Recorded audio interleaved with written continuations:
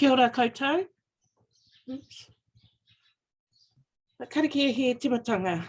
Whakataka te hau ki te uru, whakataka te hau ki te tonga, kia mā kinekine ki uta, kia mā taratara ki tai, e hi ake ana te atakura, he tio, he huka, he hau hunga, te hei Māori ora. Kia ora tātou. Kia ora tātou katoa, ko Rochelle Stewart-Allen toku whenua. I'm the Pokairahi, the General Manager of Hauora Community Aotearoa. Very warm welcome from us and from Michelle Kitney at Voluntary New Zealand. So thank you so much for joining us today for this hui, talking about our COVID Hauora Wellbeing Survey Research into the tangata whenua community and voluntary sector.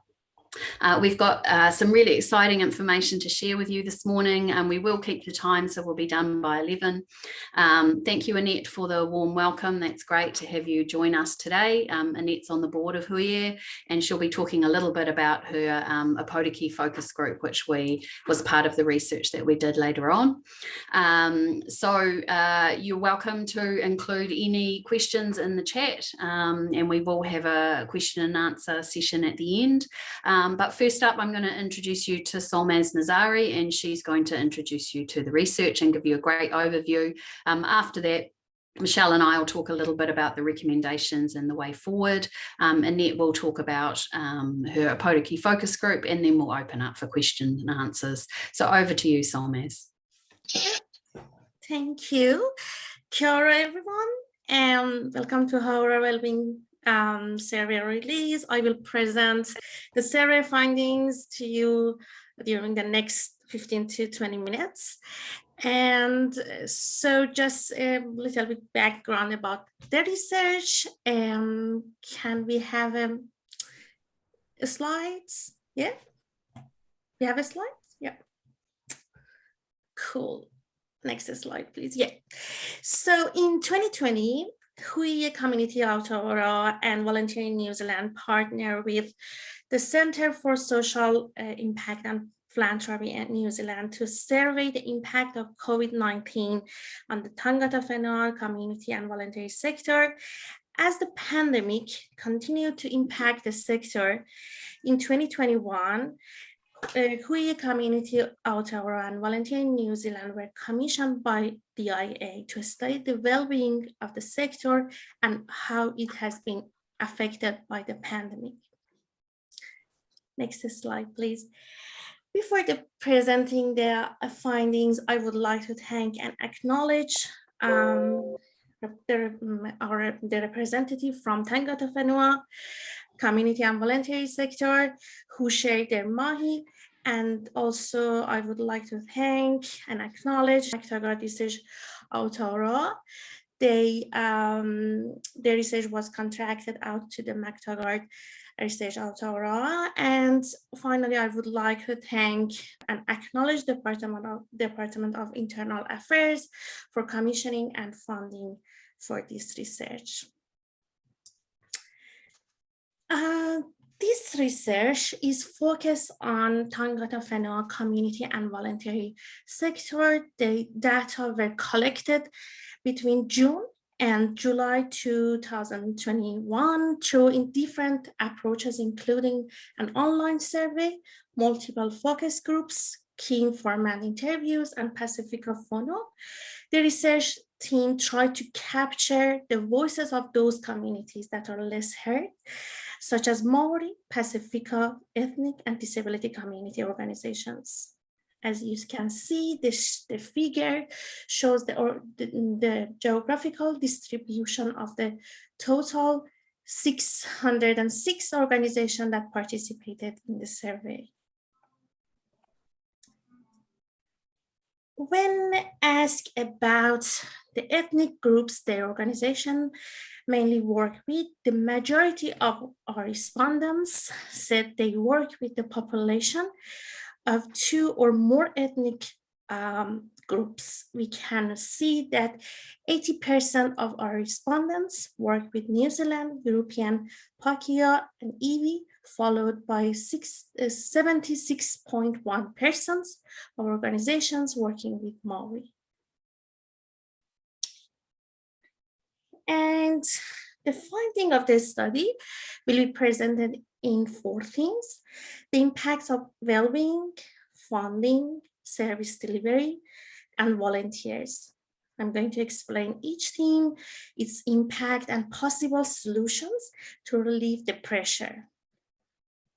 The first theme that I'm going to talk about is well-being. As you know, since the beginning of the COVID-19, the well-being of the paid workers and volunteers of our respondents population has been challenged in multiple ways. Their well-being was affected by several factors, including stress and anxiety, fatigue and workload, and funding and service pressures. We heard many stories of people experience high levels of stress resulting from the pandemic. However, they remain optimistic, try to maintain positive attitude, and receive greater appreciation for their work. The staff and volunteers were stressed out, low salaries, uncertainty, and fear around COVID, and working with vulnerable communities contributed to their low well-being. The workload of staff and volunteers increased. Some people experience stress and exhaustion. They struggled to balance self-care with community care. The CEs and managers were under pressure as they had to deliver more with less and support their staff, and they were not the same mentoring and support mechanism offered for organizations' CEs. In addition, competitive, complex, and inflexible funding models were cited as one of the biggest pressure on organizations. So now let's see a possible solution to improve the well-being of the sector. All these solutions were suggested by our participants. And our sector needs more collaborative partnership, and these partnerships should be supported. Competitive funding models create issues, and the sector wants these removed and funding becomes more equitable. Our respondents suggest that there should be better access for counseling services and support for staff, including chief executives. And the importance of the network relationship buildings was another suggestion by our respondents to improve the sector's well-being. The next theme that I'm going to talk about is funding. Our respondents reported that the funding was an issue for the community organization. They said there was a lack of transparency over how funding distributed in the sector. Funding and grant opportunities are often hard to find, very competitive, very difficult to apply for, and the application process is complex and lengthy. The funding is often short-term, which makes long-term and strategic planning very difficult. The funding usually does not cover staff salaries and range of other expenses. Frequent changes to eligibility criteria was also mentioned by our respondents. And when we asked community organization about their funding, 38.3% of the respondents reported no change in annual funding or revenue. 23.1% reported an increase, and 36.8% reported a serious decline in funding revenue. Next slide, please. This slide shows the pandemic impact on funding for voluntary organization specifically. As you can see, 48.5% reported no change in annual funding or revenue. 12.1% reported an increase, and 39% 0.4% reported a serious decline in funding revenue. And now the solution suggested by our participants. Our participants suggested several solutions to relieve the funding pressure on the sector. Many respondents want competitive funding model to be removed. They also ask for multi-year funding so they can invest in their people, in their professional development. And funding can also cover salaries and operational costs and expenses. And our respondents allowed to see increased trust and knowledge sharing in funding area. So far, I covered well-being and funding, and now I'm going to cover the service delivery, the next theme, which is pandemic impacts on service delivery. As you can see in the figure, 84% of the respondents have maintained or increased their level of services. This was 38.7 in 2020, and 26% of respondents have made cuts compared to 61.3% in 2020. So service delivery seems to be in a better position than in 2020. In terms of the change to the operations, 41.3% of respondents said they were delivering more online or phone services. 39.2% said they have been seeking new funding sources, and 20.2% said they had made no changes operationally. And in terms of financial viability, the COVID pandemic has continued to impact the sector's financial viability. As you can see in the figure, 53.3% of our respondents said they have enough funds to operate for more than 12 months. This was 29.8% in 2020. 23.9% of respondents had enough funds for 6 to 12 months, compared to 26.6% in 2020. And finally, 22.7% of respondents had enough funds for less than 6 months, compared to 43.5% in 2020. So again, it seems that more organizations feel confident about their financial position in 2021 compared to 2020.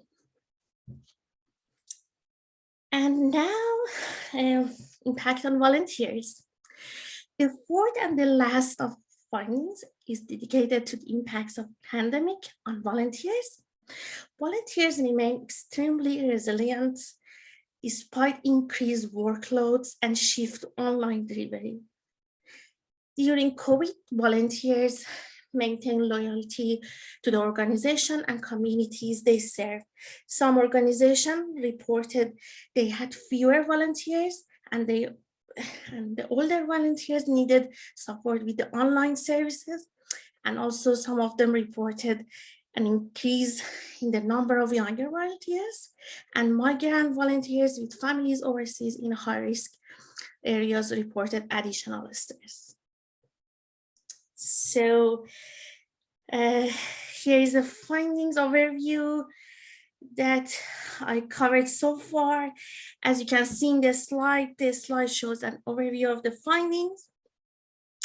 The survey revealed that our sector has been working hard despite continuous pressure on budget, staffing, service delivery, and personal well-being. We also saw the importance of the network for well-being and service provision. And finally, the survey indicated an abundance of energy, skills, love, and respect in the sector.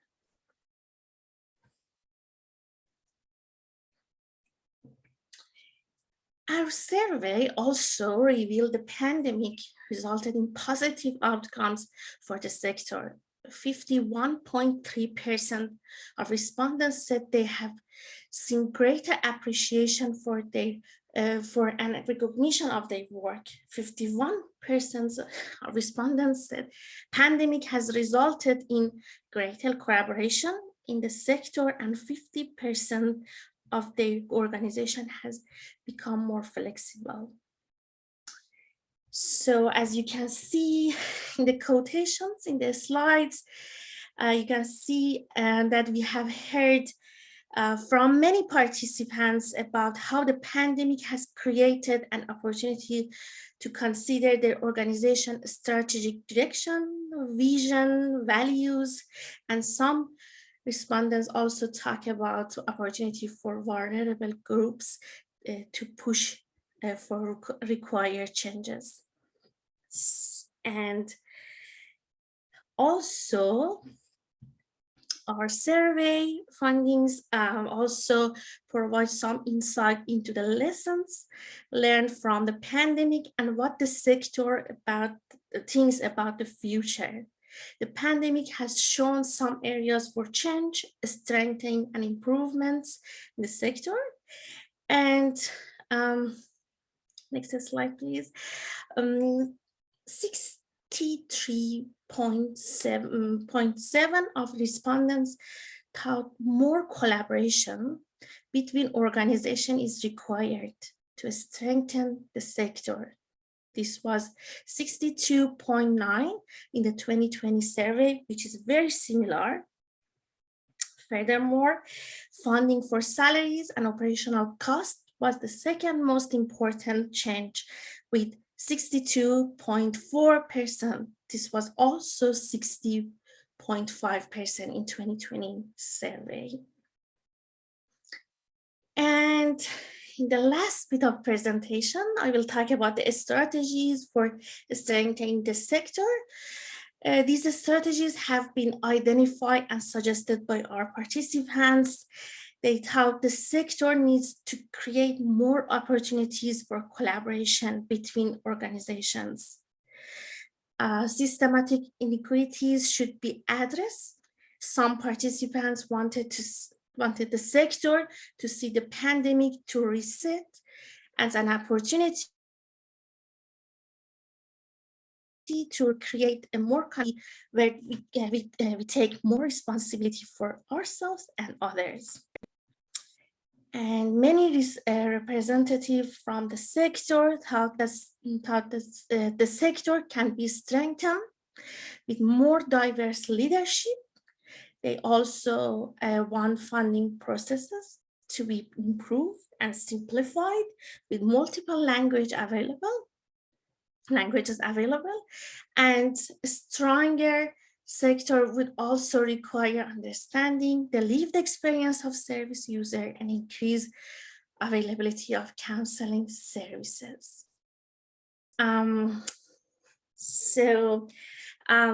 Thank you for listening, and I'm going to hand it over the presentation to Michelle and Rochelle for for introducing the recommendations and implications. Thank you. Thanks so much, Solmaz. Really appreciate all the work that you've done alongside McTaggart Research Aotearoa to do so much work to really capture the voices of community organisations, both paid and unpaid, in our sector. This is really important information from our perspective, I think. It's really important that this research essentially tells and shares the voices of community organisations that might not be heard in another way. So Ronya, if we can just stop the slides, that would be great. So I think it's, it was great to be able to measure from a year ago and where organisations are at. What particularly stood out for me was the huge increase in service delivery. So no surprise on that. So we had 84% had maintained or increased their service delivery over the last year, whereas what we saw last year was 61% had made cuts to their service delivery. So last year when the survey was done, that was during the lockdown, the first lockdown, May and June last year. This year we completed the survey just before the lockdown, the current Auckland lockdown and national lockdown started. So it was a really good time to try to capture that. Michelle, what are your thoughts?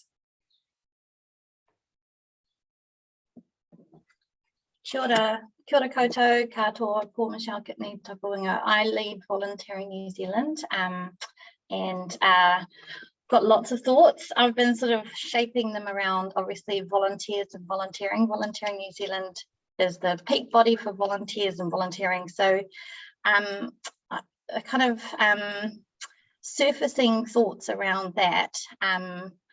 I was sort of reflecting on when you actually look at our long report, there's only a few pages that are specifically targeted at volunteers.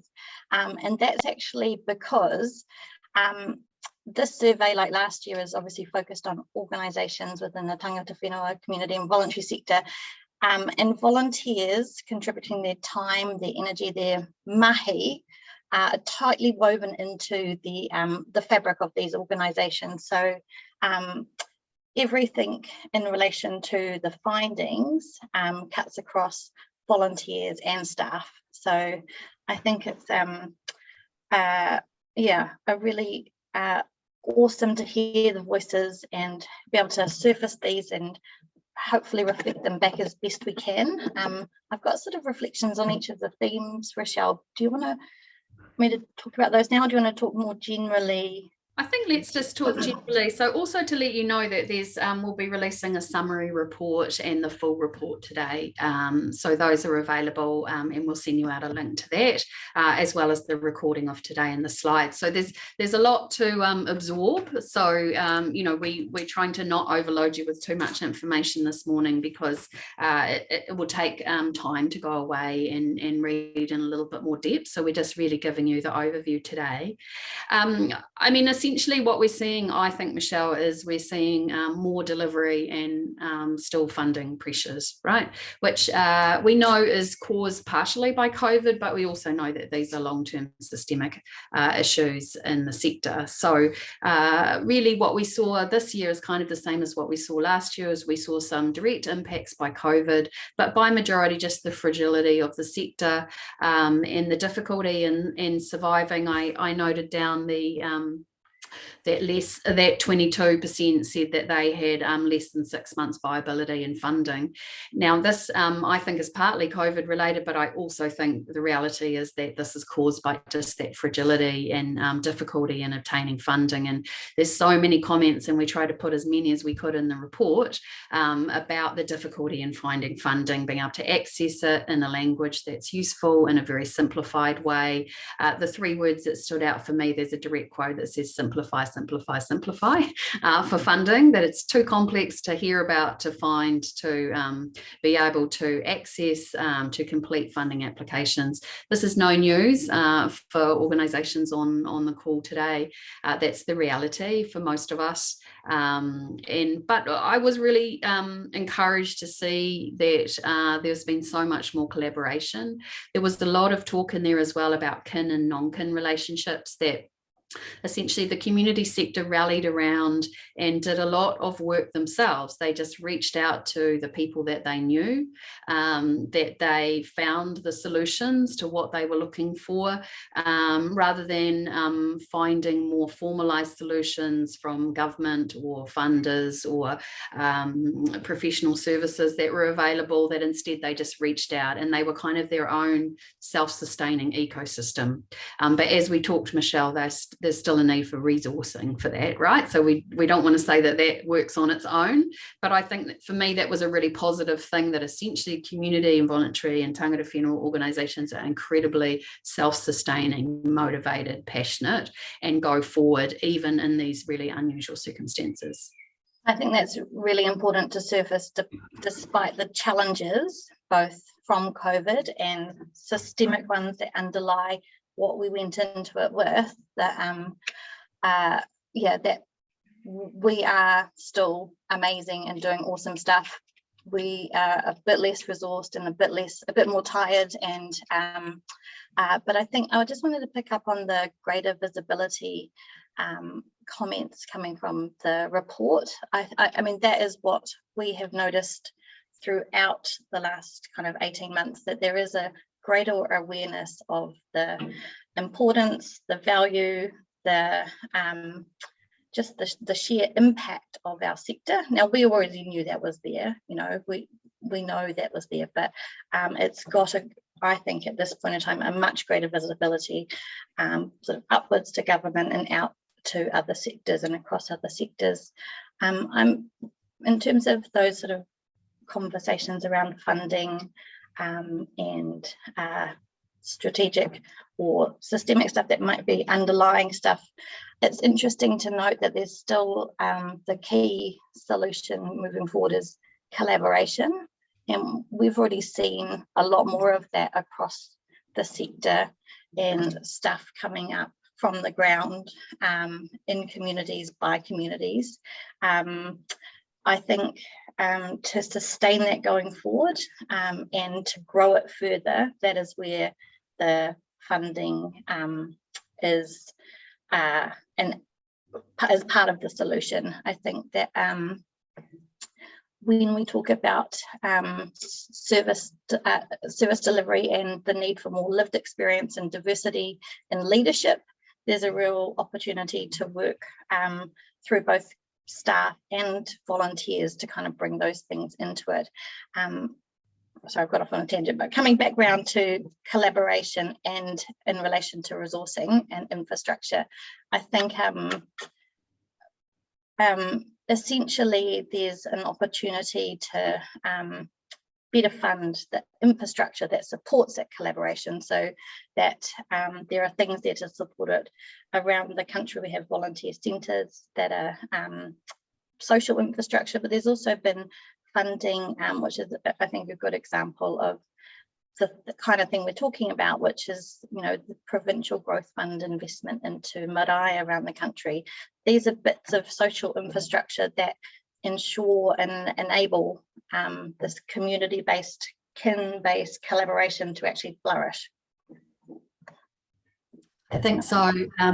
Thanks, Michelle. And I think, you know, definitely what stood out to me was the massive increase in collaboration as well. I think for me, that was really the solution to get through the last year. But what that has done is produce some very tired people. So we definitely had a lot of comments about additional stress and well-being, particularly on chief executives and general managers, that people were saying that because communities are more stressed, that's naturally flowed on because we're all members of communities as well. So we all have our own pressures during COVID, and that need to balance between self-care and community care, I think really spoke to me as well. And that really fitted in with what I'd seen with speaking with people around the motu, is that essentially we have to care for ourselves and our families and our whānau first, and balance that out with the needs of the communities that we care for. One of the asks was around funding for wellbeing, around helping provide opportunities for that to happen. One of the examples I use is which Solmaz mentioned as well, is that business, sort of small and medium enterprises, you know, have Chamber of Commerce and the business mentoring program.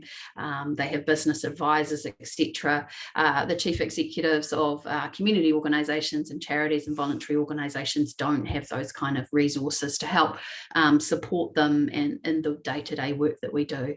And then we've seen a result of that in terms of the wellbeing. So there was quite a lot of comments in there, and we were specifically targeting to try to capture that in this year, because we knew sort of 18 months on from the start of the pandemic that there was additional stresses starting to show the cracks, and that people were very much in need of a holiday, I think. Michelle.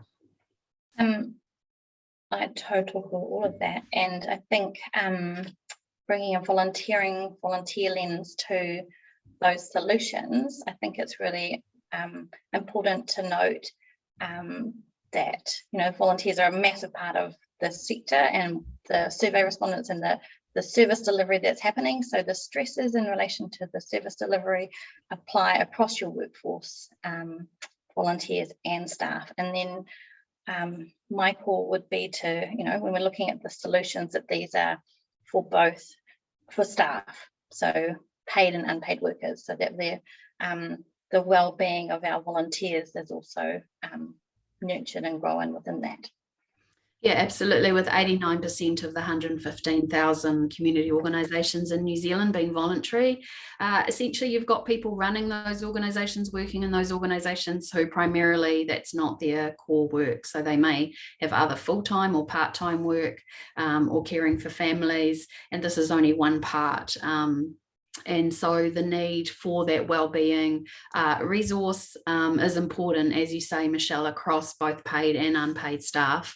As you'll know, the smaller community organisations survive on volunteers, as well as the fully voluntary organisations.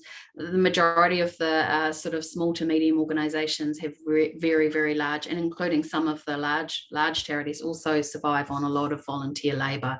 And it's important to recognise that. We did see some really positive comments of people being aware of that and wanting to support and make sure that their staff, paid or unpaid, are supported through this period of time as the priority before then they go out. We also saw a lot of comments around keeping them safe, with things like PPE and proper practices and the challenges of the new vaccination mandates coming through. So we started to see comments around that as well.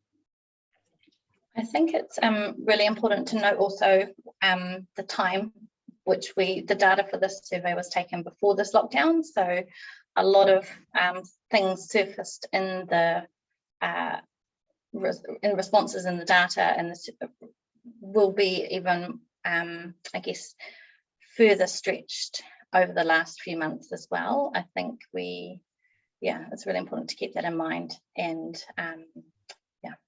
yeah, I agree, particularly in the areas that have been, continued on in the lockdowns, like Tamaki Makaurau. That's definitely brought additional stresses on an already kind of stretched environment and more challenges. I mean, really, just to sum up, I felt like there's a really positive ecosystem operating across our sector, across these organisations, whether it's place-based or it could be sector-based and health organisations, or any sort of subsector arts organisations or sports organisations, is that they've all stepped up, they've supported each other, they've worked collectively together and collaboratively, which is really positive, and great to see better recognition, as you mentioned, Michelle, about that. I think that's people feel really encouraged by that additional recognition, and then starting to step in and try to address some of these long-term systemic issues. But collaboration and trusted relationships were definitely the two things that people offered up to say that we've been collaborating much more and we want to continue to do that. We want more trusted relationships with the people funding us so that they have a better understanding of our mahi, that essentially just trust us and let us get on and do the work that we know best how to do with the communities that we serve, and give up more of the control, I guess, and just allow less of the kind of funding that's specifically tagged for delivery of projects, but allow that sort of those infrastructure costs to be funded. So I'm just going to hand over now to Annette, and she's going to tell us a little bit about the Aotearoa focus group that she ran. So what we did was, as Solmaz mentioned, is we really wanted to capture some of the voices that are harder to capture and might not respond to the survey. So one of the ways we did that was through focus groups. So over to you, Annette. It'd be great to hear how that went. Well, kia ora koutou. So we had one of the focus groups in Aotearoa, and we invited a number of community groups / volunteer groups to attend.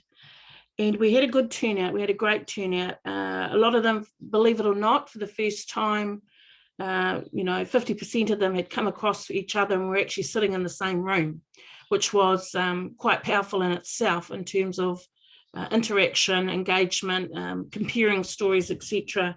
It was a mixed group of tangata whenua and tangata tiriti, so really, really good kōrero discussion about all sorts of things. And I relate it back to the themes of the mental health, funding, service delivery, and the impact on volunteers. That was all discussed in an ad hoc way, but in a very value-added way. I guess for a couple of things that came out of the group is that they've started, a lot of the groups have now started to think a little bit more strategically, which was great. They started to think like they're all very motivated and passionate about their particular kaupapa or purpose. But the collaboration within that has come out of that group has been ongoing. So one of the things that happened was that they decided they were going to meet once every 6 weeks to chat and have a cup of tea, basically. But that's kind of developed a little bit more. Now they're looking at ways of working, pathways of working together, how they can engage with the community and not double up in areas of certain, mahi and kaupapa. They've made networks that are slowly spreading wider than their Pōtiki district. So I'm talking about down to Kaha, Te Whanau Apanui, and towards Whakatane, which is great. And I think they have linked into Huia with the funding assistance. So now they're realising, especially for some of the smaller ones, that they've got these tools and there's some avenues there that they can tap into and talk to like-minded people and people who know about the funding, who can help them with the funding. But one of the things we had in Hui last week is that, so I'm just the invited guest. I call myself the cup of tea maker because they all get in the room and that just goes for Africa. Just the kōrero fills the room and I just make the cup of teas. But one of the key things last week was how they're talking about now forming an actual, 3 or 4 of the groups are forming an actual collaboration group, focus group, in terms of one organisation umbrella, but a whole lot of threads under it, which they've gone and they've done their brainstorming about it. So they've gone away and thought about it, which they're going to flesh out further into 2022. And obviously with COVID-19 now here in Eastern Bay of Plenty, there's a lot of angst and anxiety about that, and getting their volunteers out into the community, just what risks there are. So really good collaboration, formed from a very small start of a cup of tea and a kōrero with the focus group, but really good results and really good impacts for each of the organisations involved, but well worthwhile, absolutely, for our communities. Thanks, Annette. That's really great. I mean, that was such a positive outcome, a sort of flow-on effect. Yeah. When you put up your hand and said, hey, you could run a focus group in a Pōtiki, that was great because we really wanted to capture some of the smaller regions and not just all the kind of main centres. So thanks so much for that. And we're really encouraged to hear. It's lovely when there's those kind of flow-on effects from one piece of work and one piece of mahi then flows on to something else. That's really great. Thanks very much for sharing. So I'm just going to go back to you, Michelle. So we're going to essentially open up now to questions. So if you want any questions, any more descriptors about particular areas that we can expand on. We've only just given you an overview now.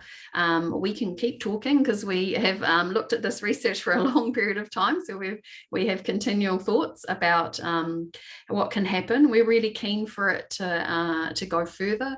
We've got a session this afternoon with funders specifically to talk about that. We also have a follow-up meeting in government to talk at the results. We're also releasing the data set as an open data set, the people that agreed to share their data, so that other organisations, whether they're funders or government or community organisations, can take the data set and do their own analysis.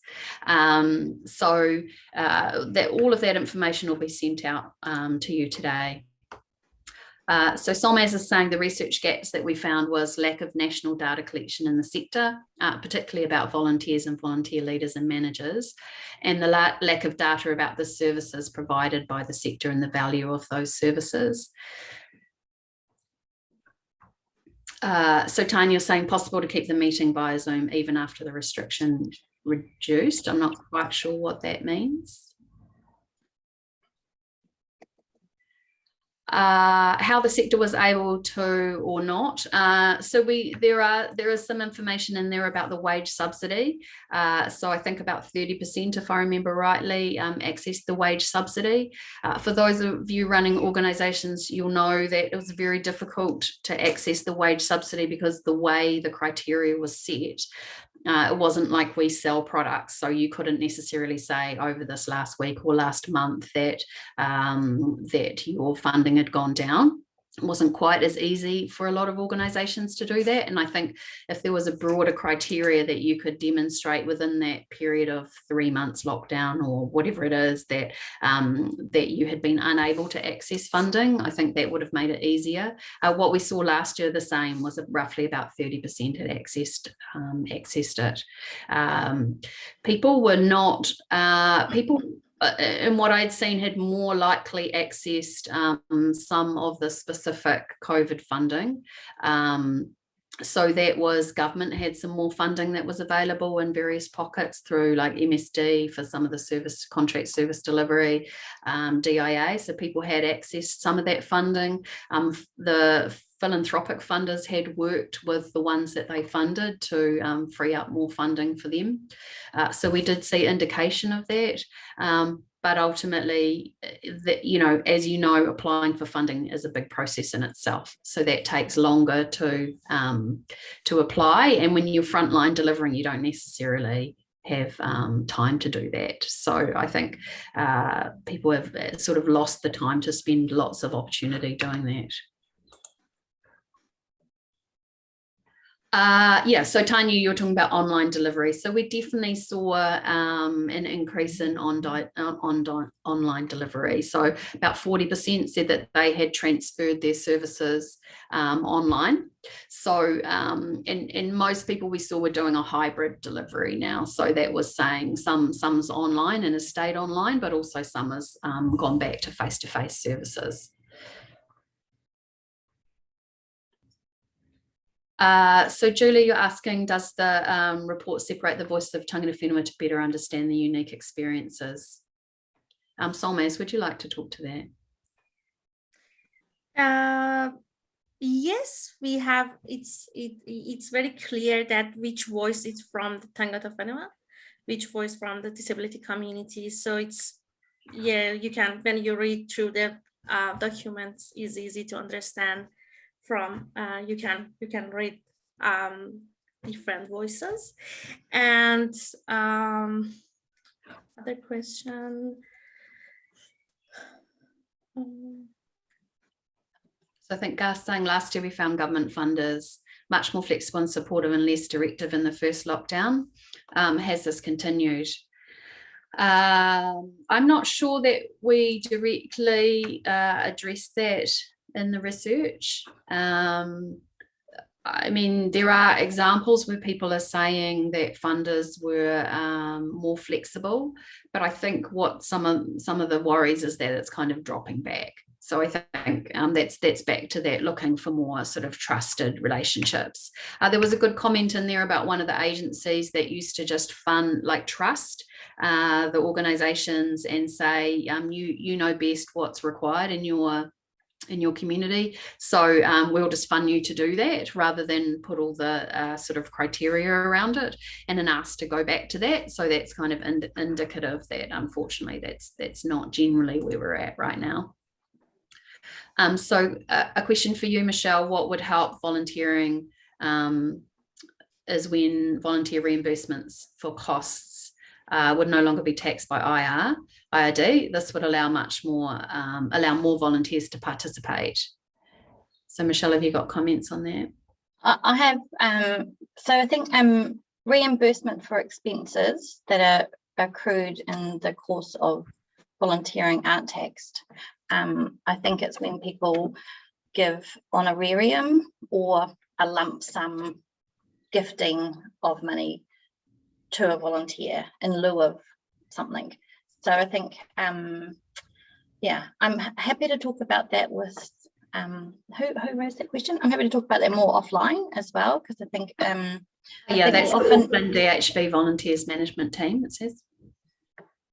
Yes, okay, cool. And I think there, you know, that's where we kind of get, there's a kind of a strategic conversation there about what is, you know, sometimes reimbursement for costs is seen as a recognition, which it is not. It is just the costs of volunteering, which some of the reasonable costs, depending on where your philosophy sits, you know, you may reimburse travel, you may not, but if you're reimbursing something, it won't be taxed.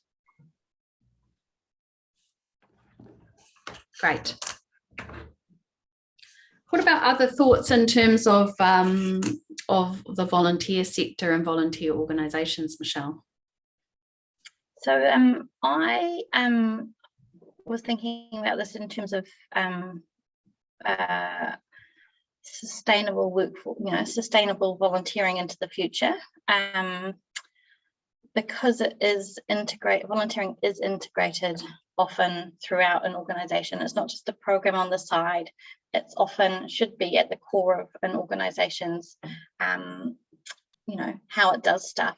So questions about reimbursement, for example, or questions about how you engage volunteers into the future, what changes you want to make to your volunteering program, and all of those things could be looked at from an organisational point of view, and that these need to be resourced. Volunteering just doesn't sit just out there as a program delivery, which is separate to the organisation of achieving its kaupapa and mission. So I think there's a lot of scope to look at principles of volunteer engagement and involvement as an organisation, and volunteer sustainability strategies for organisations. And this sort of addresses two things. One that addresses systemic stuff, the changes we knew that were happening before COVID, in terms of ageing volunteer workforce, challenges engaging with younger and new volunteers, but it also can help us think about how we take the changes that have happened to our volunteer workforces in terms of new and young people stepping up, and build that into the future and make sure we can sustain it. I think a really great way of that's a thing that came out of the research, which we know even outside of the research, is co-design. How about we co-design some of our programs and how we engage with volunteers with our younger people, with our new and different volunteers that we want to engage with. I could say a whole pile of other stuff, but I'll do a blog afterwards. Yeah. Thanks. And Julie, I'm just, once you're able to access the full report, you'll see a little bit more where essentially that Māori organisations were talking about whanaungatanga as a core part of their success, and that relational connections over this time, and the kinship connections essentially led to their operational ability to keep delivering to the hapu. That essentially they had also expanded out with the whaka whanaungatanga to across to the non-based kin networks to help them deliver. We also saw that the Māori and Pacifica respondents particularly emphasised the vital role of communal responses, cultural awareness, and the importance of respected and trusted leaders in their community. They did talk about, for example, the Generator program, which is funded from MSD. There's quite a lot of information in the report about that, about having local-based community champions and experts who had all the networks, that was a really positive, successful way to respond to the needs of communities during the lockdown and over the last year. But they also talked about the need to actually translate the complexity of what that sort of program and the information that flows down from government into something that's actually easily accessible by communities. There was a lot of request in there around language. that communications come out in multiple languages, that funding applications are available in multiple languages. For simplified ways to apply for things, there were suggestions around video applications. There was a nice comment in there about saying, should funders not do the due diligence to work out what the community organisation needed, rather than we have to do from our side the work to try to get the funders to understand what our mahi is, that there was a responsibility from the funders side. So that comment particularly stood out to me. So we have got a poll, and we're just going to run that, which will just kind of go through those strategies for change. So Ronya, if you can flick that up, and it's really about which thing do you think was the most important and stood out for you most importantly. So any minute now, it's going to magically appear. Yeah, it's running already. Okay, great. So those were the ones that Solmaz went through, the particular areas that that there's areas and opportunities for change that we can go through. So if you just want to click which one, you can only select one, which one stood out the most important for you as a priority at this time. So we'll just give you another 30 seconds or so.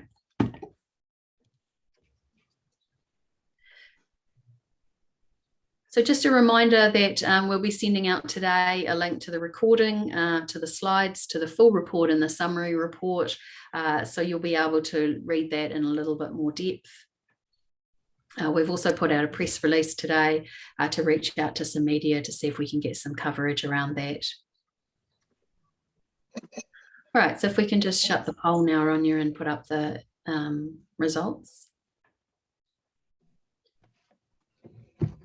Yes, so there was 34% said collaboration rather than competition. 19% felt that finding solutions to address systemic inequities, and 25% improving funding application processes. Okay, nice. Thank you. So we certainly saw that, and we saw in the report a repeated call for solidarity on the sector and around collaboration. So for us working together, often the funding models have bred competition in our sector, and I think if nothing else, COVID has really proven that ability for us to work together. And the desire to do that, and so that we can also we can work together collaboratively to actually enact the changing at the funding level, to say that we want to be working together, we want to be working collaboratively, and to bring support for us in that space. So if there's any other final questions, now's your moment to pop them in. Michelle, have you got some final thoughts? I was just reflecting right then, like we know the power and potential of collaboration that's come out through the research, we've seen it on the ground, but it takes relationship building and a lot of things and infrastructure that aren't always funded per se. So I think there's a tie-up between collaboration rather than competition and funding solutions to address inequities. Yeah, so I guess it's all interconnected. Yeah. So Therese has asked, what are some of the alternatives to competitive funding models that funders could try? I mean, part of it was the way that people were commenting, where they were saying, you know, rather than this kind of continual application process where everybody's in a big pool trying to apply to one particular funder, that there's smarter ways to do that. So example that springs to mind to me is Todd Foundation. So they do, rather than a competitive funding model where everybody puts their application in, they do their due diligence up front. They go out to community organisations and they say, hey, you know, we think that we share the same kaupapa, let's have a conversation and then let's explore working together. They don't have accountability reports. They actually instead bring everybody together, and so it's seen as a kind of peer-to-peer learning opportunity, to share the mahi, to they provide opportunities for all the people that they fund in that particular fund to come together and actually share learnings with each other. So that's an example of another model. Definitely that idea of less work on the community side and more work on the funder side. So another example that's coming out next year is Match. So that's an online platform that Philanthropy New Zealand is launching, and that is enables community organisations to put up a sort of profile and then say what they want funding for, and then funders will look at that and potentially co-fund, talk amongst themselves. So an example is, say you wanted 50,000 and one funder could give you 20,000, but then they might contact 2 other funders and make up that 50,000. And so rather than as an individual community organisation having to apply for 3 organisations or potentially probably 10 to be able to get your 50,000, instead it's more of a matching process. So Hauora and Volunteering New Zealand will be sharing more information about that to community organisations as we go forward. Michelle.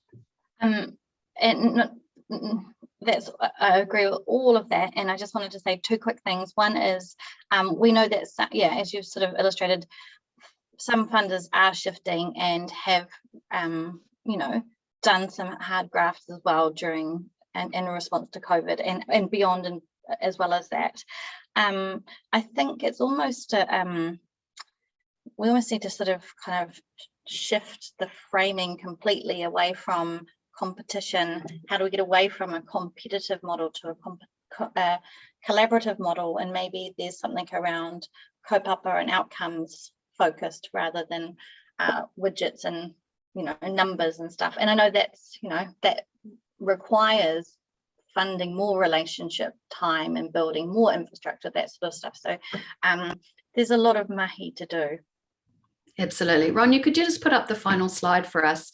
Just before we hand over to Annette to finish us off with a karakia, we've got a couple of comments that came through which really support, which is what we've talked about today, that we don't see competition as the way forward as a sector and community organisations, both voluntary and paid, essentially that our future grows out of collaboration and relationship. And then this is my favourite comment at the end. As COVID-19 really challenged us to think about how can we create a different way of being community, how can we be an intentional rather than a competitive community, the value of the alternative relationships, the value of whakapapa, the value of the environment, value of the land really becomes challenged, and be prepared to just sit back and nurture those around you. So I thought that was a really lovely way for us to end today. So if we can just turn that off now, Ronya. Thanks so much for joining us today. You'll receive an email this afternoon with all the links to everything, so you can go into a little bit more depth. Do follow on. Next year we're planning every month at the beginning of the first half of the year we'll have more in-depth research out about the individual topics around wellbeing, funding, etc., service delivery.